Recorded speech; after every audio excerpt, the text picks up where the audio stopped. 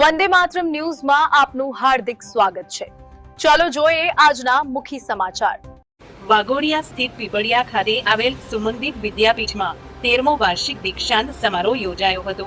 આ સમારોહમાં મુખ્ય અતિથિ તરીકે national commission for allied and healthcare પ્રોફેશન્સના અધ્યક્ષ ડોક્ટર યજ્ઞ શુક્લા, અતિથિ વિશેષ તરીકે સુમનદીપના પ્રેસિડેન્ટ ડોક્ટર મનસુખભાઈ શાહ, પ્રમુખ ડોક્ટર દીક્ષિત શાહ, ટ્રસ્ટીઓ તથા ચાન્સલર, કાઉન્સિલના સભ્યો, ડીન, વિભાગ વડાઓ, સભ્યો અને વાલીઓ ઉપસ્થિત રહ્યા હતા। આ પ્રસંગે ડોક્ટર યજ્ઞ શુક્લાએ વિદ્યાર્થીઓને અભિનંદન આપતા જણાવ્યું કે આરોગ્ય ક્ષેત્રમાં નૈતિકતા, કરુણા અને નવીનતા અત્યંત મહત્વપૂર્ણ છે।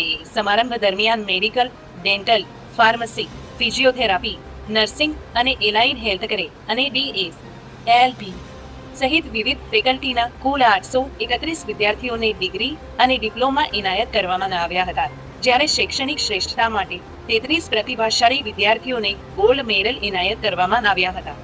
અમારા માટે સોનેરી અવસર છે। આજે 13મો પદવીદાન સમારંભ છે।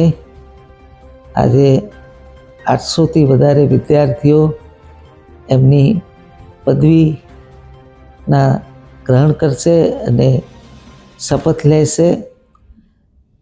આજના અમારા મુખ્ય મહેમાન શ્રીમતી યજ્ઞાબેન શુક્લ, જે ગવર્મેન્ટ ઓફ ઇન્ડિયાની એલાઇડ હેલ્થ સાયન્સીસનું નવું કમિશન બન્યું તેના દિલ્હી સ્થિત ચેરમેન છે। યુનિવર્સિટીએ 2006માં થઈ ત્યારથી અત્યાર સુધી ખૂબ જ પ્રગતિ કરી છે। 12થી વધારે ઇન્સ્ટિટ્યૂટ અને 10,000થી વધારે સ્ટુડન્ટો અહીંયા ભણે છે। જૈન માઇનોરિટી યુનિવર્સિટીના લીધે અહીંયા આખા દેશના વિદ્યાર્થીઓ અને વિદ્યાર્થિનીઓનું એડમિશન મળે છે।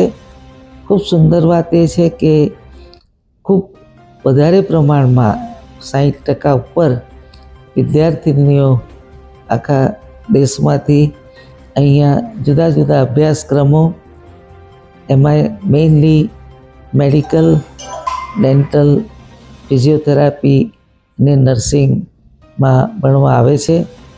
હવે તો એમાં આયુર્વેદ, હોમિયોપેથી, સ્પીચ ઓડિયોલોજી અને એનાથી પણ ઉપર જૈન ફિલોસોફીનું સેન્ટર પણ શરૂ થયું છે। ખૂબ સારી પ્રગતિ જોઈને આપણને સર્વેને આનંદ થાય।